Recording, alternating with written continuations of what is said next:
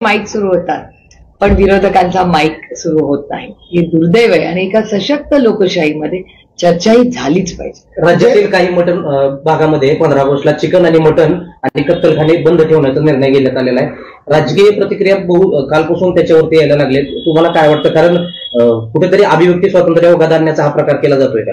अर्थातच काही विषयच नाहीये. म्हणजे मला असं वाटतं आज राज्यासमोर ह्या सरकारकडे तुम्ही बघताय शेतकऱ्यांच्या आत्महत्या वाढलेल्या आहेत, शिक्षक आत्महत्या करतायत, जलजीवन मिशनचे काम करणारे लोक आत्महत्या करतायत. अशा परिस्थितीमध्ये जर एवढ्या आत्महत्या चाललेल्या आहेत, वेगवेगळ्या घटकातले लोक आत्महत्या करतायत कारण का सरकार पेमेंट देत नाही. एकीकडे चाललंय, दुसरीकडे महाराष्ट्राचा जो कर्जाचा डोंगर आहे तो वाढतच चाललाय. मी म्हणत नाही, केंद्र सरकार महाराष्ट्र सरकारचा डेटा सांगतो. 26 लाख लाडक्या बहिणींना त्यांनी भाऊबीजेलाच गिफ्ट दिले की आता तुम्हाला इथून पुढे पैसे मिळणार नाही. त्यामुळे अशी परिस्थिती असताना या सरकारचं लक्ष नक्की कुठल्या कामावर आहे? म्हणजे कोणी काय खायचं हे सरकार ठरवणार. आता कुठल्या दिवशी आम्ही काय खायचं? भारतरत्न डॉक्टर बाबासाहेब आंबेडकरांच्या संविधानाने हा देश चालतो, कोणाच्या मरमर्जीने चालणार नाही आणि आम्ही चालू देणार नाही. कबूतर खाण्यासंदर्भात न्यायालयीन प्रक्रिया राबवत असताना याला धार्मिक रंग दिला जातोय असं वाटत नाही? काही असलं तरी चर्चा तर झाली पाहिजे ना. स्थानिक आमदार असतील, खासदार असतील, लोकप्रतिनिधी असतील, सरकार असेल. सरकार काय करते? सरकारमधलेच लोक वेगळी एक लाईन घेत आहेत, कोर्टाची एक लाईन, सरकार कधीतरी वेगळी लाईन घेत आहे. सरकारच्या लाईन मध्ये पण सातत्य दिसत नाही ना. धनंजय मुंडे निवासस्थान सोडत नाहीत आणि दुसऱ्या बाजूला छगन भुजबळ यांना निवासस्थान मिळत नाही. हा वाद सुरू आहे. धनंजय मुंडे हे शासकीय निवासस्थान सोडत नाहीत, मात्र मुंबईच्या गिरगावमध्ये कोट्यावधींचा त्यांचा फ्लॅट त्या ठिकाणी आढळून आलाय. मुंबईमध्ये अजून 2 ठिकाणी त्यांचे फ्लॅट आढळून आलेत. मग असं असताना धनंजय मुंडेंना शासकीय निवासस्थान का सोडू वाटत नाही? हा प्रश्न मला विचारायच्या ऐवजी तुम्ही माननीय मुख्यमंत्र्यांना विचारा, कारण का त्यांच्या सरकारचा हा निर्णय. तुम्हाला त्याचं उत्तर त्यांना द्यावं लागेल. शरद पवारांनी जो दावा केला होता की निवडणुकीआधी मला 2 जण येऊन भेटले होते, तर ह्या वक्तव्यावरून आता अजित पवारांनी खरं तर शरद पवारांवर निशाणा साधलाय. अजित पवार असं म्हणतायत की त्यांनी बारामती लोकसभेचं उदाहरण दिलं, विधानसभेचं उदाहरण दिलं.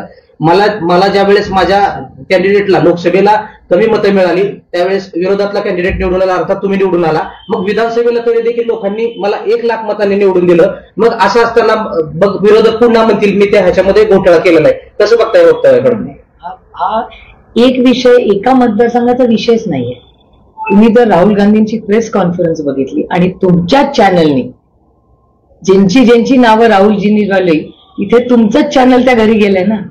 तुमच्याच चॅनलनी मला दाखवलं की एका घरात तेवढे लोक राहतच नाहीत. हे मी नाही म्हणत आहे, हे तुमच्या सगळ्यांच्या चॅनलनी तिकडे घरी जाऊन चेक केलंय की डुप्लिकेट नावं कशी आहेत.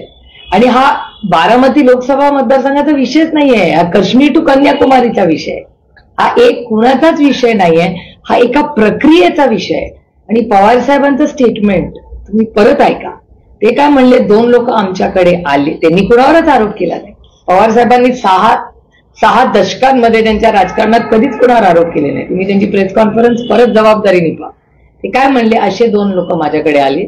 मी म्हणले काय चाललंय तंत्र टेक्नॉलॉजीचं. राहुल गांधींचा त्यांना फोन आला, ते दोघं भेटले आणि ते म्हणले ह्याच्यात आपल्याला काही पडायचं नाही आणि ह्याच्यावर आमचा विश्वास नाही असं म्हणून सोडून दिलं. त्याच्यामुळे आरोप नाही येतो, ते एक स्टेटमेंट आहे. हा पहिला मुद्दा. आणि दुसरा मुद्दा जे एव्हरी डेटा आहे, तो डेटा इलेक्शन कमिशन पण नाकारत नाही ना, तुम्ही चॅनलवाले नाकारताय. कारण का जी नावं, ते एवढं जाडं पुस्तक आहे ज्याच्यात ते डुप्लिकेटचं सगळं आहे, ती सगळे कागदपत्र राहुलजींनी देशाला दाखवली आणि प्रत्येक चॅनलनी या देशातल्या जाऊन तिथे व्हेरीफाय केलंय की आहे जे आरोप किंवा वास्तव, खरा आरोप नाही आहे तो, जे वास्तव आहे जे राहुलजींनी देशाला दाखवलं ते तुम्ही सगळ्यांनी कन्फर्म केलं. अजित पवार असं देखील म्हणाले की लोकसभेला विरोधकांना चांगल्या जागा मिळाल्या त्यावेळेस ईएम चांगलं होतं, मात्र आता विधानसभेला अपयश आल्यानंतर त्यांच्याकडून सातत्यानं अशी विधानं केली जातात. हा ईव्हीएमचा विषय नाही, हा वोटर्स लिस्टचा विषय. आणि तो आरोप नाहीये, तो डेटा आहे. आणि मुकेश अंबानीच म्हणतात की आज तेलापेक्षा डेटा जास्त मोठा आहे.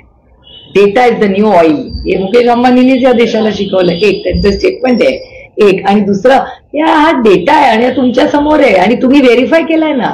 हा ईव्हीएमचा विषय नाही आहे, हा वोटर्स लिस्टचा डेटा आहे. आणि बारामती लोकसभा मतदारसंघाचा विषयच नाही आहे, ही एक तंत्रज्ञानावर झालेले Kashmir to Kanyakumari voter list मधल्या गोष्टी. भविष्यातील निवडणुका लोकशाही पद्धतीने होतील असं वाटतं? नाही, आमची एवढीच मागणी आहे की ही जी नावं आहेत किंवा ही जी प्रक्रिया आहे ही पारदर्शक व्हावी. जर तुम्हाला जर एक मत आणि मला एक मत, तर प्रत्येक व्यक्तीला एकच मत असलं पाहिजे ना. आपला संविधान काय सांगतो? आपला देश संविधानाने चालेल. तर जर तुम्हाला एक मत, मला एक मत, प्रधानमंत्र्यांना एक मत, सलमान खानला एक मत, सगळ्यांना समान नाही ना आहे. माधुरी दीक्षितला पण एकच मत. त्याच्यामुळे सगळ्यांना एकच मताचा अधिकार आहे, तर प्रत्येकाने एकच मत द्यावं. आणि जर असेल तर फॉर्म्स मध्ये एका घरात चुकीचे पत्ते, चुकीची आधार कार्ड, खोटी आधार कार्ड, हे तर तुमच्याच चॅनलनी दाखवलेलं आहे. तुमच्या सगळ्या चॅनल्सनी व्हेरीफाय केलंय. जे राहुलजींनी त्यांच्या प्रेस कॉन्फरन्समध्ये दाखवलं हे तुमच्या सगळ्यांच्या चॅनल्सनी त्या घरामध्ये दारामध्ये जाऊन वास्तव दाखवलंय की नाही देशात. म्हणजे दूध का दूध, पाणी का पाणी, साफ आहे. यादवांनी काल 2 जे आहेत ते मयत दाखवले होते ते कोर्टासमोर हजर केले. कसं बघता या सगळ्या? म्हणजे मी तुम्हाला खरं सांगू का, मला काहीच आश्चर्य वाटत नाही. कारण का या गोष्टी कानावर येत होत्या, नंतर त्याचा सगळा स्टडी, कारण का मी एक तर करण्यावर कधी आरोप करतच नाही. कारण का माझं म्हणणं आहे की जे काय व्हावं ते पारदर्शकपणे डेटा ड्रिव्हन व्हावं. त्याच्यामुळे डेटा दाखवतोय ना, त्याच्यामुळे वेगळं काय बोलायची गरजच नाही. Data speaks loud. आम्हाला अपेक्षित निवडणूक आयोगाकडून आहेत की उत्तरपूर्वी बीजेपी भारतीय जनता पार्टीच्या नेत्यांकडून दिली जातात असा आरोप केला. नाही, रोहितचं स्टेटमेंट आहे, तुमच्याच चॅनलवरचं आहे. जे खरं आहे, एकीकडे भारतीय जनता पक्ष असं म्हणतं की ती स्वायत्त संस्था आहे. ती जर स्वायत्त संस्था असेल तर कुठल्याच, आम्ही पण नाही बोललं पाहिजे, त्यांनी पण बोललं, ते काय गरज नाही ना डिफेंड करायची. जर ती संस्थाचा सरकारचा काही संबंध नाही तर मग सरकारने काय बोलायचीच गरज नाही. आरबीआय आहे, इलेक्शन कमिशन आहे, या संस्था स्वायत्त संस्था आहेत आणि तशाच राहिल्या पाहिजेत हा आमचा आग्रह आहे. याचं लॉजिकल एंड काय असेल भक्तिपथ आहे का? कारण आमचं एवढंच म्हणणं आहे की तुम्ही याची सगळ्याच्या लिस्ट चेक करा. जी डबल नावं आहेत, खोटी नावं आहेत, चुकीचे आहेत. आणि आजकाल तंत्रज्ञानामुळे एवढं मोठं तंत्रज्ञान आहे, त्या तंत्रज्ञानमध्ये किती मला सांगा. आता तुम्ही पण सगळे तंत्रज्ञान, तुम्ही पण फॉर्म भरता. आता मला आश्चर्य वाटतं 4,800 कोटी रुपयाचा हा जो घोटाळा झालाय लाडकी बहीण योजनेमध्ये, तुम्ही मला विचार करून सांगा, तुमच्या सगळ्यांची मुलं आहेत, तुम्ही पण कुठल्या ना कुठल्या स्कीम मध्ये फॉर्म भरत असाल, तुमचा फॉर्म रिजेक्ट नाही होत? 0.1% साठी फॉर्म, 0.1% साठी आपलं काही चुकलं तर रिजेक्ट. पीक विमा शेतकऱ्याचा थोडंसं काही कमी जास्त फोटो आला, रिजेक्ट. कोणाची स्कॉलरशिप असेल, ST SC, रिजेक्ट. मग अशा वेळी जेव्हा सरकारला पैसे द्यायची वेळ असते हक्काच्या माणसाला, शेतकऱ्याला, कष्ट करणाऱ्याला, तेव्हा फॉर्म रिजेक्ट होतात. लाडकी बहीण योजनेमध्ये 26, आणि तुम्हीच चॅनलनी कव्हर केले ना, मी तर माझ्या कल्पनेतल्या गोष्टी नाही. आता कसे काय त्याच्यात पुरुष निघाले, शॉकिंग. पुरुषांना पण यांनी लाडक्या बहिणीत मतं दिले. आणि काय दिवस बघितला, रक्षाबंधनाच्याच दिवशी बॉम्ब फोडला आणि सांगितलं आता या सगळ्या इन्क्वायरी. म्हणजे तुम्ही विचार करा, रक्षाबंधन म्हणजे काय? बहिणीचं रक्षा करण्यासाठी बंधन आहे, त्यालाच कात्री लावायचं काम या सरकारने दिलेलं आहे. लाडक्या बहिणीचा उल्लेख निघाला म्हणून खरं तर 2 दिवसापूर्वी माजी आमदार संजय जगताप यांनी सासवड नगर परिषदेमध्ये आंदोलन केलं. देशात पहिली आलेली नगरपालिका, मात्र निधी अभावी त्या ठिकाणी कुठलंच काम होत नसल्याचं जाहीर तिथल्या मुख्याधिकाऱ्यांनी सांगितलं. कसं बघता या सगळ्या? 7 महिन्यात एकही त्यांचं काम मंजूर होत एकाही प्रमाणात. सत्ता कुणाची आहे? सत्ता जे सत्तेमध्ये त्यांनी त्याचं उत्तर दिलं पाहिजे ना. शेतकऱ्यांना पैसे मिळत नाही, हमी भाव मिळत नाही, आत्महत्या दर 3 तासाला. हे माझं स्टेटमेंट नाही आहे, महाराष्ट्र सरकारचं ऑफिशियल स्टेटमेंट आहे असेंब्लीमध्ये. मकरंद आबा पाटलांचं स्टेटमेंट आहे की जानेवारी, फेब्रुवारी, मार्च 3 महिन्यामध्ये 3 तासाला 1 आत्महत्या झालेली. सांगलीमध्ये तुम्हाला माहिती आहे जलजीवन मिशनचं काय झालं, शिक्षकांच्या आत्महत्या झालेल्या, वेळेवर पैसे येत नाहीत, शिवभोजन थाळीला पैसे नाहीये, लाडक्या बहिणी योजनेमध्ये 25 लाख महिला कमी गेलेल्या. मग जर अशा सगळं कटछाट आणि एवढं करून फिस्कल डेफिसिट, ज्याच्याबद्दल मी वर्षभर नाही 2 वर्ष मी सांगून थकले सगळ्यांना. तुम्ही माझी सगळी भाषणं, तुम्ही तर सगळ्यांनी मला किती वेळा भेटलाय. Fiscal FRBM act, fiscal deficit management act वर मी किती वर्ष बोलते. पैसे किती येत आहेत आणि किती खर्च होतात त्यातली जी गॅप असते त्याला फिस्कल मॅनेजमेंट म्हणतात. जेवढे पैसे येत होते त्याच्या 10 पटीने पैसे इलेक्शनच्या आधी खर्च करत होते हे सरकार. आता कट छाट करत कुठे आले? फिस्कल डेफिसिट हॅज कोलॅप्स्ड महाराष्ट्र सरकारचं पूर्ण. खरं तर 15 ऑगस्टला जो चिकन बंदी असेल, मटन बंदी असेल, कत्तलखाने बंद असतील, यावर आता भाजपने निशाणा साधलाय. भाजप असं म्हणताय की 15 ऑगस्टला कत्तलखाने बंद करण्याचा निर्णय खरं तर काँग्रेसच्या काळात झाला आणि त्यावेळेस शरद पवार काँग्रेससोबत होते, त्यामुळे आता त्यांनी या सगळ्या गोष्टीवरती लक्ष हे करून विरोधकांनी जाणीवपूर्वक ह्याचं राजकारण करू नये. खरं तर हा निर्णय शरद पवारांच्या काळात झालेला आहे. शरद पवार या राज्याचे मुख्यमंत्री कुठल्या वर्षी? 95 नंतर 2005, 2015, 30 वर्षापूर्वी. 30 वर्षाची उडी किती दिवस काढत बसलात? स्वतः घ्या ना जबाबदारी. 30 वर्षापूर्वी एक तर निर्णय झाला का नाही, माझा विश्वासच नाही त्याच्यावर. कारण का आदरणीय पवार साहेब असल्यामध्ये राजकारणात कधी केलं नाही. आणि समजा आता जे काय बीजेपी म्हणते, काय प्रॉब्लेम? बीजेपीला स्वतःचा काय अजेंडा राहिलाच नाही बोलायचा स्वतःचा. त्याच्यामुळे मग पंडित जवाहरलाल नेहरूंची चुका काढत बसा, त्याच्यानंतर इंदिराजी, राजीवजी, मनमोहन सिंगजी आणि काँग्रेसचं काहीतरी बोलायचं, आणि त्यानंतर आदरणीय पवार साहेबांवर टीका करायची. आता 30 वर्षापूर्वी आदरणीय पवार साहेब मुख्यमंत्री होते. मग गेल्या 30 वर्षामध्ये काय काय राज्यात झालं ह्याचे पण हिशोब काढूया ना आपण. संजय राऊत असं म्हणतात की देवेंद्र फडणवीस यांना सूचना आल्या की शिंदे आणि सहकाऱ्यांना गांभीर्याने घेऊ नका, म्हणून हा सर्व चाललेला खटाटोप काय सांगता येत नाही बाई. का सांगू? माझी कोणाची भेटच नाही, कारण का कोणी नाहीच आहे ना. पार्लमेंटमध्ये कोणी भेटलं मला यावेळी त्यांच्यापैकी, आणि तुमच्याच चॅनलवर मी पाहिलं की शिंदे साहेब काश्मीरला गेले.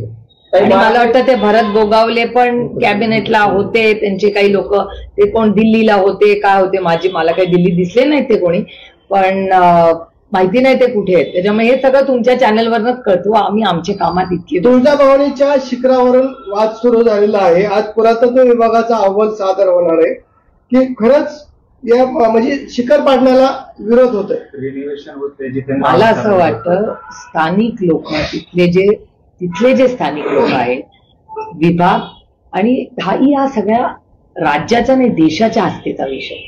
त्याच्यामुळे माननीय मुख्यमंत्र्यांनी याच्यात लक्ष घातलं पाहिजे, आणि माननीय मुख्यमंत्र्यांनी इथल्या सगळ्या लोकांना एकत्र घेऊन चर्चा करून याच्यातून मार्ग काढला पाहिजे. देवेंद्र फडणवीस मराठ्यांचं आंदोलन दडपतायत असा आरोप जरांगे करतायत. मुंबईच्या आंदोलनाला तिकट कारस्थान करून ते करण्याचा प्रयत्न करतात. ही लोकशाही आहे. लोकांना मन मोकळं करायचा अधिकार आहे. त्यांचे काही अनुभव असतील, मला नाही माहिती. खरं तर जी ओबीसी मंडल यात्रा सुरू झाली, या यात्रेहून आता ओबीसी नेत्यांनी टीका केली. ओबीसींना येण्यात काढायचं काम शरद पवारांनी करू नये असं त्यांनी म्हटलंय. त्यांना भुजबळ साहेबांचं स्टेटमेंट पाठवण्यात आलं. एकाच बाजूला आहे. विकासाची कामे करण्याऐवजी लोक टीव्हीवर जास्त बोलतात असा आरोप जे आहे ते अजितदादांनी केलेला आहे. कशावर बोलतात? टीव्हीवर जास्त बोलतात. आता तो तुमचा व्यवस्था आहे, तुम्हीच ठरवा काय. बारामतीचा अपघात घडलाय, त्यानंतर आपल्या प्रशासनाला काय सूचना असणार आहे? नाही, बारामतीत असं म्हटलं, मी आजच वेळ मागितली होती पण ते जागेवर नाही आहेत अधिकारी, पोलीस यंत्रणा पण आणि ऍडमिनिस्ट्रेशन पण, की बारामतीमध्ये कुठेही डेव्हलपमेंट झाली की ऍक्सिडेंट वाढतात. बारामतीचे इतिहास अशी नाही, हायवेजवर होतात, सगळीकडे होतात. आपण सगळ्यांनी पूर्णपणे ह्याच्यात जातीने लक्ष घातलं पाहिजे. स्पीड ब्रेकर्स वाढवले पाहिजेत आणि सायनेजेस वाढवले पाहिजे. आणि स्पीड ब्रेकर्स तर तातडीने, मला सांगितलं होतं प्रशासनाने की आम्ही या आठवड्यात स्पीड ब्रेकर करू. एकही स्पीड ब्रेकर वाढलेला नाहीये. बारा स्पीड ब्रेकर झाले, खिचडी व्हायला लागली. आता त्याच्यामध्ये नव्याने सूचना देण्यात आल्यात की ठिकठिकाणी सिग्नल यंत्रणा बसवावी. आपल्या इथं साधारणतः 200 ते 300 मीटरवर चौक आहे. मग सिग्नल यंत्रणा ज्या ठिकाणी बसवण्यात येणार त्या प्रत्येक ठिकाणी स्पीड ब्रेकर वाटतं. उदाहरण टाईप द्यायचं झालं तर आपण समजा एमआयडीसीत निघालो तर प्रत्येक चौकामध्ये दोन्ही बाजूला स्पीड ब्रेकर केले. मग तिथे जर सिग्नल यंत्रणा बसवल्यानंतर वाहतूक कोंडी होईल का सुरळीत होईल? आपला काय अनुभव? तज्ज्ञांना विचारा.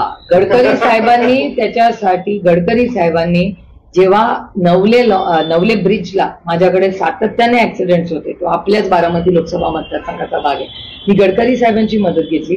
त्या चौकासाठीही मी ते सगळे आणले होते. आता कलेक्टरांशी सातत्याने या विषयावर बोलण्यात आले की तो एनजीओ आहे, तो ह्याच्यातच तज्ज्ञ आहे की जे ऍक्सिडेंट, ज्याला ब्लाइंड स्पॉट्स म्हणतात इंग्रजीमध्ये, ट्रॅफिकच्या भाषेमध्ये.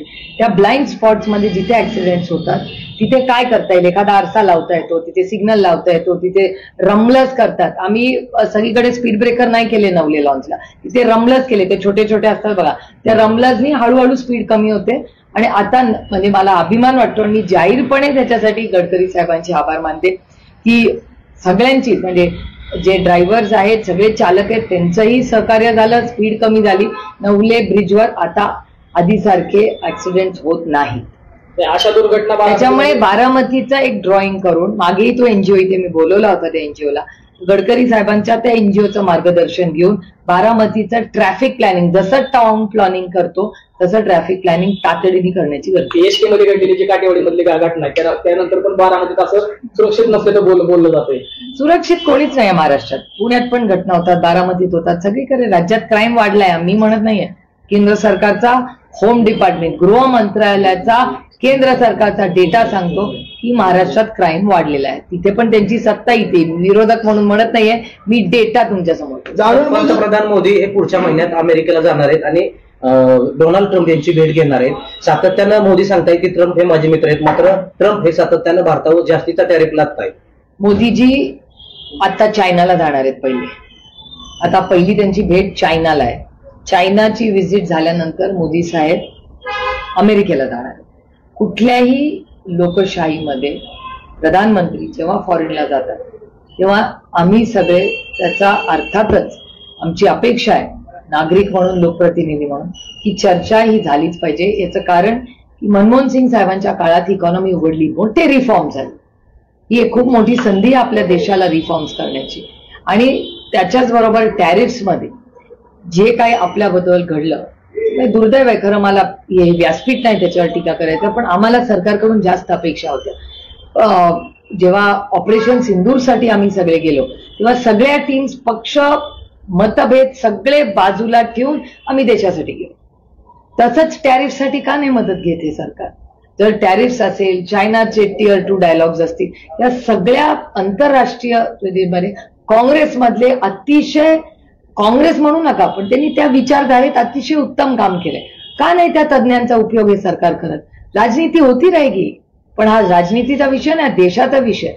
टॅरिफ्समध्ये अनेक इंडस्ट्रीज आहेत ज्यांच्यावर खूप मोठा इम्पॅक्ट होणार आहे. जर 50% राहिलं तर आपलंही नुकसान होणार आहे, अमेरिकेचंही नुकसान होणार आहे. फक्त आपलं नुकसान होणार नाहीये, अमेरिकेचंही नुकसान त्याच्यात होणार आहे. त्यामुळे हा खूप गंभीर विषय आहे.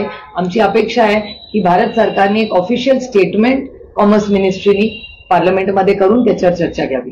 छगन भुजबळ यांचं गोंदिया जिल्ह्यामध्ये झेंडावंदनासाठी नाव डिक्लेअर करण्यात आलं. परंतु छगन भुजबळ म्हणतात मी नाशिक सोडून गोंदियाला का जाऊ? खरंच आहे, भुजबळ साहेबांना गोंदियाला पाठवत आहे. एवढे सिनियर मोठे नेते आहेत आपल्या राज्याचे.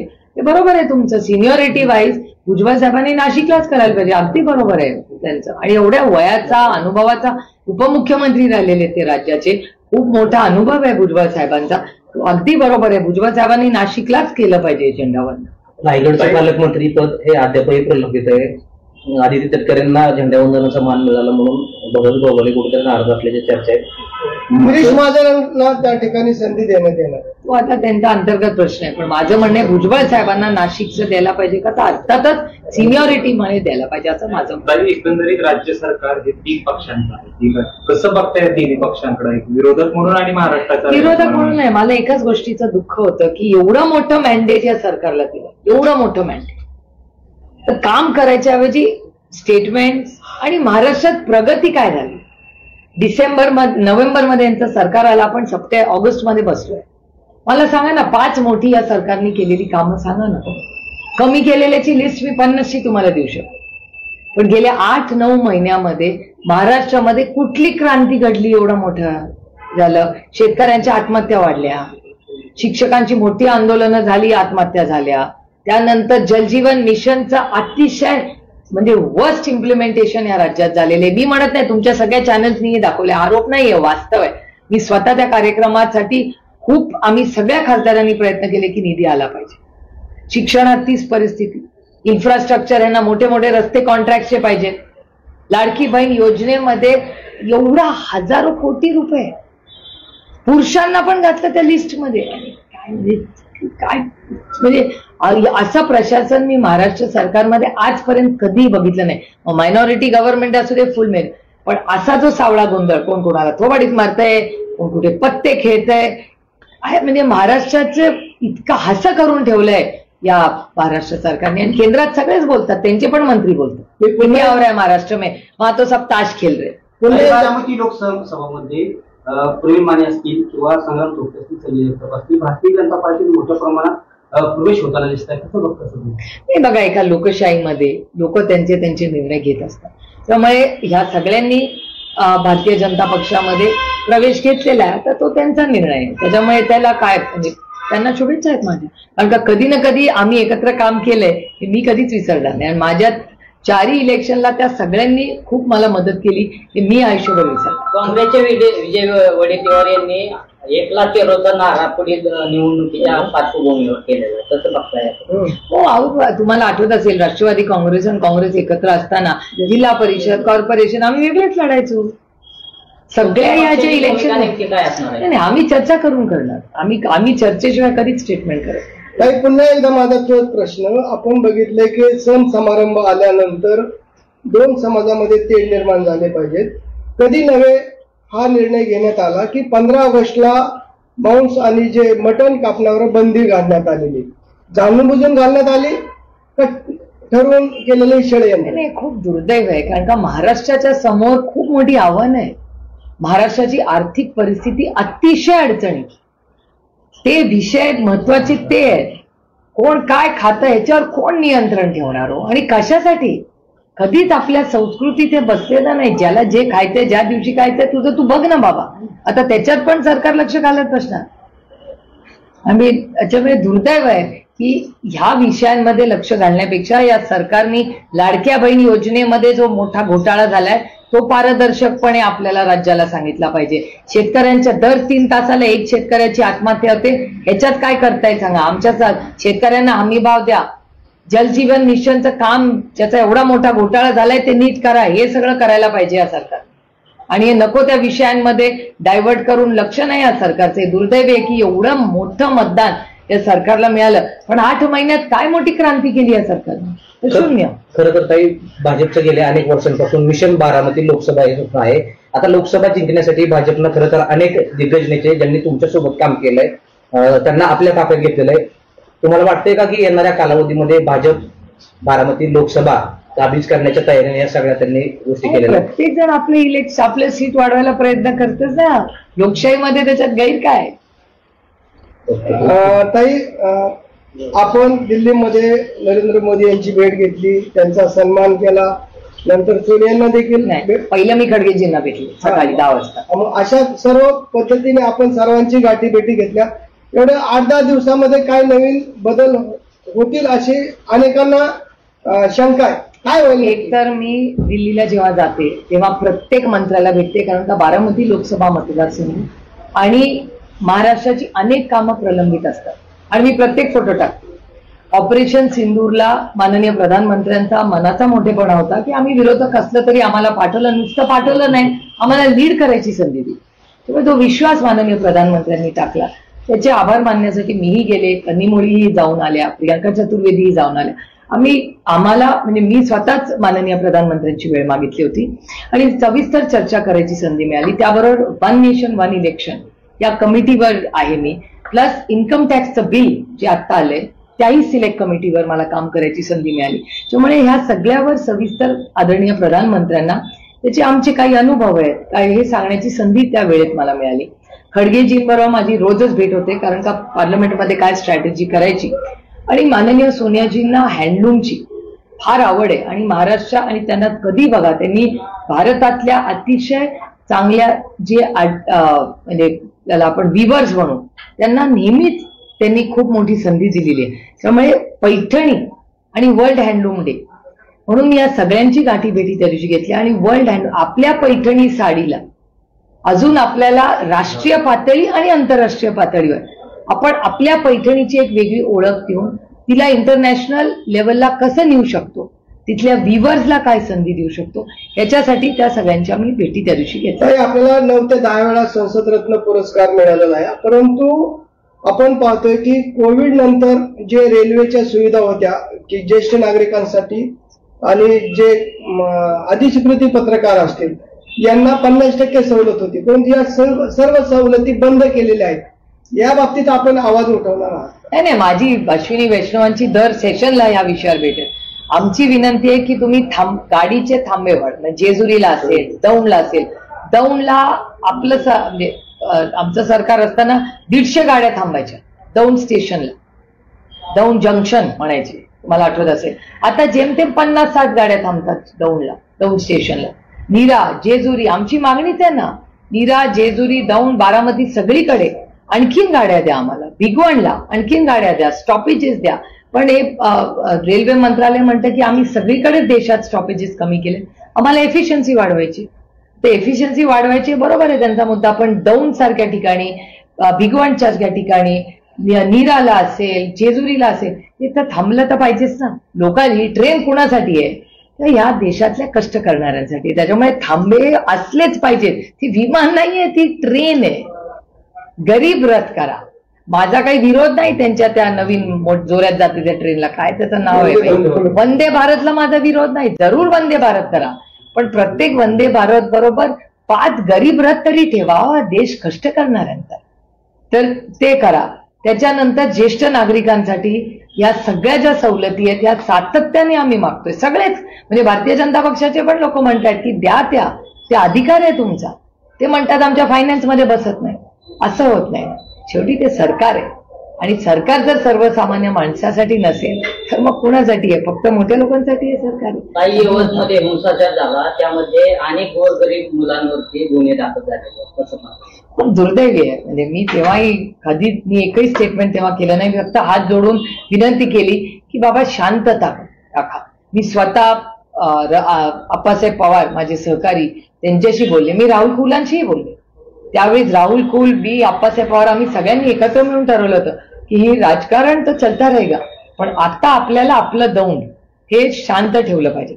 म्हणून अनेक वेळा माझी राहुल कुलांची बोलायची संधी झाली. स्थानिक आमदार म्हणून तिथले स्थानिक अनेक पक्षाचे नेते, पदाधिकारी, सहकारी, त्या सगळ्यांची मी चर्चा केली की बाबा आता ही राजकारण 5 वर्षांनी होईल, पण आता आपलं दौंड तालुका हा सुसंस्कृत तालुका आहे, हा आपलं यवत आहे, आपलेच लोक आहेत. आणि दुर्दैव हे काय होतं की बाहेरून कोणीतरी येतं, काहीतरी बोलून जातं, त्याचा बिचारा गरीब कष्ट करणारा आहे ना, त्याचे हाल होतात. खरं तर सातत्याने भाजपचे जे काही आमदार आहेत वादग्रस्त विधान करतायत, 2 समाजामध्ये, 2 धर्मामध्ये तेढ निर्माणचं काम करतायत. यामध्ये गोपीचंद पडळकर असतील, महेश लांडगे असतील, यामध्ये एकेकाळी तुमच्या सोबत काम केलेले अजित पवार गटाचे संग्राम जगतापदा यांनी देखील वादग्रस्त विधान करायला सुरुवात केलेली आहे. कसं बसतं या सगळ्या गोष्टींकडे? कारण सातत्यानं याच नेत्यांकडून 2 धर्मामध्ये तेढ निर्माण करण्याचं. बरोबर आहे. मी तुमच्याच चॅनलवर ऐकलं होतं की पुण्याच्या पालकमंत्र्यांनी जगतापांना बोलून घेतलं होतं आणि समज दिली होती असं म्हणे, असं तुमच्या चॅनलवर बातमी आलेली आहे. त्यामुळे दुर्दैवी आहे की नवीन लोकप्रतिनिधी आज येत आहेत, नवीन पिढीकडे अपेक्षेने आपण बघतो, आणि ते जर अशी भडकाऊ गोष्टी करणार असतील आणि समाजात तेढ निर्माण होणार आणि ते सत्तेचाच अविभाज्य भाग असतील आणि सत्तेच्या लोकांना हे मान्य असेल तर हे महाराष्ट्राच्या ऐक्यासाठी घातक आहे. ओके.